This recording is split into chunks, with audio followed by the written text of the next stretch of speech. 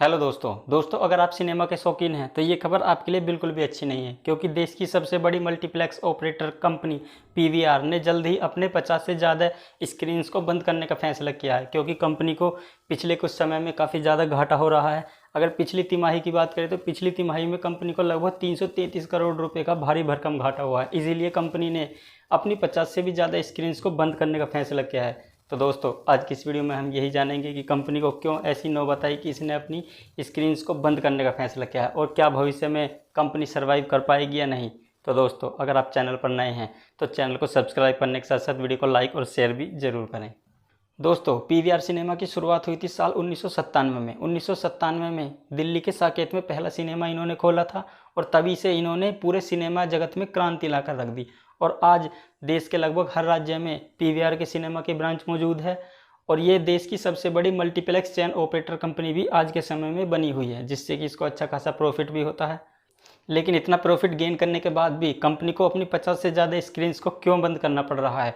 दरअसल कोविड आने के बाद से ही कंपनी की हालत काफ़ी ख़राब है। कोविड के बाद जहां सभी बिजनेस ठप थे तो सिनेमा घर भी सभी बंद थे, इसीलिए वहां से इनको बिल्कुल भी रेवेन्यू जनरेट नहीं हुआ। और कंपनी के पास पहले से ही काफ़ी ज़्यादा कर्मचारी थे जिसकी सैलरी वगैरह भी इनको देनी पड़ती थी, जिससे कंपनी का घाटा होना शुरू हुआ। हालांकि कोविड खुलने के बाद भी काफ़ी टाइम तक सिनेमाघर बंद रहे थे, जहां पर भी इनको काफ़ी ज़्यादा नुकसान हुआ। और सिनेमाघर खुलने के बाद भी लोग उनमें उतने जा नहीं रहे थे कोविड की वजह से। ऊपर से बॉलीवुड बाइकआउट का ट्रेंड भी चल रहा था, जिससे कि बॉलीवुड की जो फिल्में आ रही थी वो भी हिट नहीं हो रही थी, वो भी फ्लॉप हो रही थी, लोग उनको देखने के लिए नहीं जा रहे थे।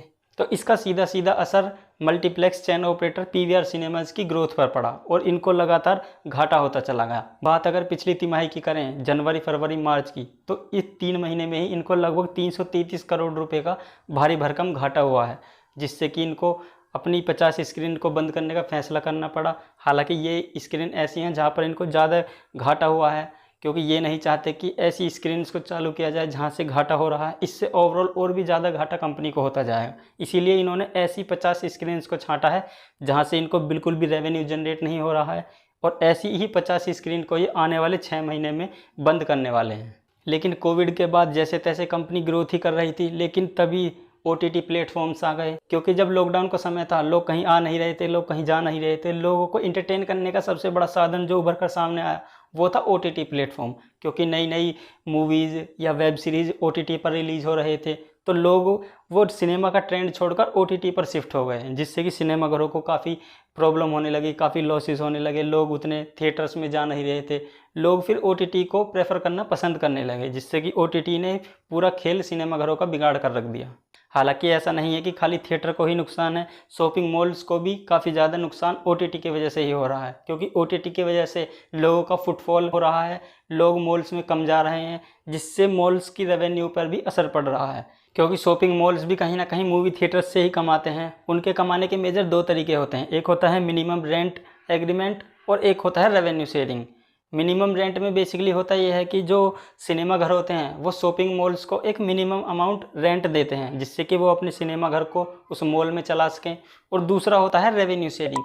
रेवेन्यू शेयरिंग का मॉडल बेसिकली ये होता है कि अगर 40% से ज़्यादा अपीयरेंस होगी तो उसमें से कुछ मिनिमम अमाउंट वो मॉल्स को शेयरिंग के रूप में देते हैं। लेकिन कोविड के बाद से वो अपीयरेंस 40 से कम ही था, 27% 30% के आसपास चल रहा था, तो उसमें रेवेन्यू शेयरिंग वाला ऑप्शन मॉल्स के पास नहीं जा रहा था, केवल मिनिमम रेंट ही जा रहा था। इसलिए उससे मॉल्स की भी कमाई कम हो रही है। और पीवीआर ने एक आंकड़ा जारी किया था कि कोविड से पहले एक साल में लगभग 1,70,00,000 लोग थिएटर में मूवी देखने आते थे। वहीं अगर कोविड के बाद एक साल की बात करें तो वहाँ पर केवल 1 करोड़ से भी कम ही लोग मूवी थिएटर्स में देखने आ रहे हैं, जिससे कि फुटफॉल हो रहा है, लोग मॉल्स में नहीं जा रहे हैं, जिससे मॉल्स का भी रेवेन्यू घट रहा है और सिनेमाघरों का तो रेवेन्यू घट ही रहा है। हालांकि पीवीआर ने अपने घाटे को देखते हुए आईनॉक्स से विलय किया था। आईनॉक्स भी एक मल्टीप्लेक्स चैन ऑपरेटर ही है। इन दोनों को ही बेसिकली घाटा हो रहा था, इसलिए इन दोनों ने एक साथ आकर काम करने का फैसला किया।